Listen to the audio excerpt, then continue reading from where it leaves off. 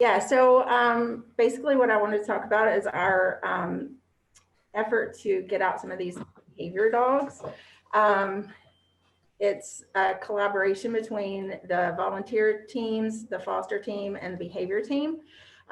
We've been working really hard to create a program to help get some of those dogs out. Pre-COVID, we were, well, we're still a large municipal shelter. Where Fulton County is like the largest county in the metro Atlanta area, and we're open intake for all of Fulton County. Prior to COVID, we averaged 350 to 400 dogs all the time. And a lot of our foster placement was just, trying to get them out, just as, behavior dogs, try to get them out to save their life. We didn't have a lot of behavior resources. Once we got them out, we didn't have like trainers on staff, and it was kind of just here, take this behavior dog, and then we didn't have a lot of support and things to try to figure out what to do for those behaviors once they got out. Some of them we would find out it was just shelter related behavior, which was great, but then some of them had some other behavior issues, and we would just pull together resources as best we could to try to help the foster parents. And one of the first things that happened, we asked, some of our volunteers, how can we better support foster parents, and how can we better support volunteers? And one of our foster volunteers actually came and said, we would really like to help with placing these dogs. Like, if they're truly urgent, we want to see how they are outside the shelter. And so she had this one dog that was a favorite dog of hers, Victoria, who had some pretty serious issues here at the shelter. And she was on the euthanasia list. And this volunteer particularly felt very strongly that she just needed to see how she was out of the shelter. So we had a very long conversation about, you can take her out of the shelter. You may find out that she's great outside the shelter. You may find out that she's not. So Samantha took her home. We found out that her shelter behavior was pretty much the same as her home behavior. And we did end up having to euthanize her. But through that, we learned that our volunteers really can handle a lot of things that we weren't sure that they could handle. And it helped her. It helped her to know, it helped the volunteer to know that we were making the right decisions for these animals. So we really started looking to our volunteers and relying on them a little more with things like that. So we started developing a foster coach program as well. And what that did was help me, because I was the only foster coordinator. It kind of helped me deal with emergency calls and deal with little individualized support for fosters who were having like small behavior issues, stuff like that. Some of the benefits were the foster coaches were talking to the parents a lot more. And so we were finding out about behavior changes after decompression and able to hit those behavior changes before they got to be a real problem. And then the foster brought them back. We got a lot more marketing material sent in. We got shorter length of stays. We got increased support. So we got the fosters coming back and the fosters being a little more reliable. Oh my God, you're in your office. I'm on Zoom. So once COVID hit, it actually allowed us to kind of, like everybody else, kind of hit a reset button. We were able to start a behavior program that we did not have here at the shelter before. We were able to redistribute our resources. The length of stay in the shelter and in foster decreased. And we actually got to hire a behavior specialist, which was amazing. So now we have this whole behavior team set up in the shelter. We have behavior caseworkers who assess and work with the animals. We have a behavior specialist who helps us come up with plans for these individual animals. And we start the process in the shelter. And then we were like, this is great. We can start this behavior modification and send them on to foster with some support.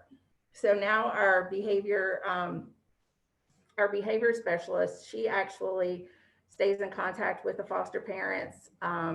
She will send them a plan, and then she helps them work through the plan. If they're having issues, she'll do home visits, she'll call them, and really help them work through those things.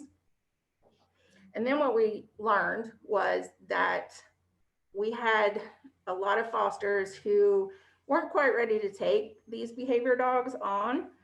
So we started offering classes, and these classes include theory and methodology. So we'll do a class on, say, separation anxiety. And so we'll go through theory, methodology, and a protocol. And that'll take those fosters, they're ready to take one of our special dogs who have separation anxiety and work through the protocol with them.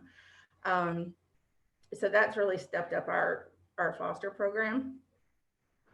As the fosters began getting more and more educated, we realized that our foster coaches needed that too. So now our foster coaches have all taken the same class that our behavior volunteers take, and which includes all the same methodology and protocols. So when a dog comes in here, they may be worked with, they'll be evaluated by staff, they'll have a plan, and then we have specific volunteers that can work with them.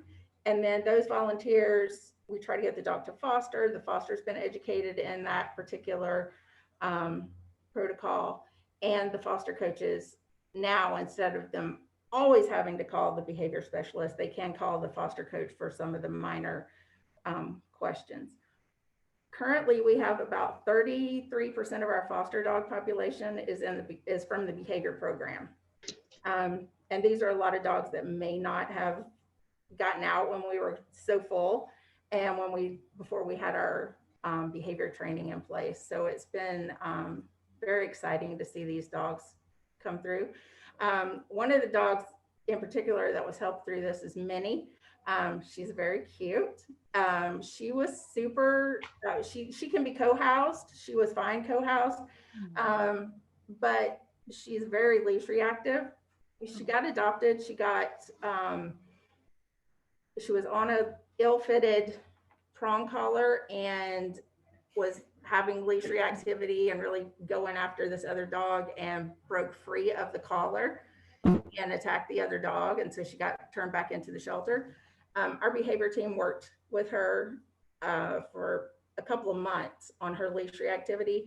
Then she went to foster and finished working through her leash reactivity. And she is absolutely great on a leash now. She's been adopted and lives in a home where she's spoiled rotten. So she's one that, you know, a couple of years ago, she probably would not have made it out of here. But she's doing amazingly now. TODDLE is also another one that was evaluated for us. He was one of those iffy dogs. He's one of those dogs that you have in the shelter and you're like, he's kind of good, but then he's kind of, I don't know, he's a little rough, you know, kind of crazy. We sent him to an evaluation foster, and he was a perfect angel in a home. And so he was adopted and is doing very well too. LAYA had from pretty severe resource guarding issues, worked through a program here, went to foster, got adopted, and is reportedly doing very well. We're able to, once they go to foster and the fosters work through the protocol, we also share that protocol with our adopters.